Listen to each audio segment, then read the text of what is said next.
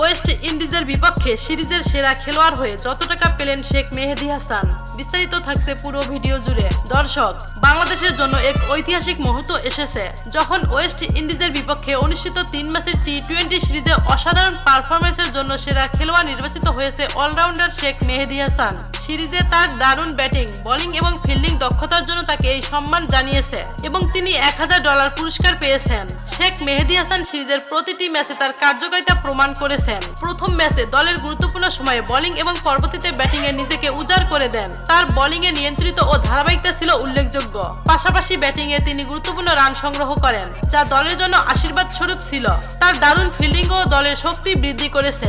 Series শেষে মেহেদী হাসানকে তার দুর্দান্ত পারফরম্যান্সের জন্য $1000 পুরস্কৃত করা হয়। এই পুরস্কারটি তার কঠোর পরিশ্রম এবং প্রতিভার সঠিক মূল্যায়ন। বাংলাদেশ ক্রিকেটের ভবিষ্যৎ তার মতো প্রতিভাবান খেলোয়াড়দের হাতে মুকুট পরিয়ে নিশ্চিতভাবে আরো উজ্জ্বল হয়ে উঠবে। মেহেদী হাসানের এই সাফল্য বাংলাদেশের ক্রিকেট ভক্তদের মধ্যে নতুন উদ্দীপনা তৈরি করেছে।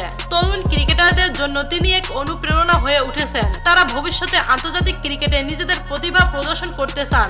এই সিরিজের সেরা খেলোয়াড়ের পুরস্কারের পাশাপাশি মেহেদী হাসান বাংলাদেশের ক্রিকেটে এক নতুন দিগন্তের সূচনা করেছেন। তার সাফল্যের পেছনে যে কঠোর পরিশ্রম এবং মনোযোগ রয়েছে তা শুধুমাত্র ক্রিকেট প্রেমীদের নয়, দেশের জন্য একটি গর্বের বিষয়। তো দর্শক, ওয়েস্ট ইন্ডিজের বিপক্ষে সিরিজের সেরা খেলোয়াড় হয়ে যত টাকা পেলেন শেখ মেহেদী হাসান, এতে আপনাদের মতামত কি জানিয়ে দিন ভিডিওর কমেন্ট বক্সে। ধন্যবাদ।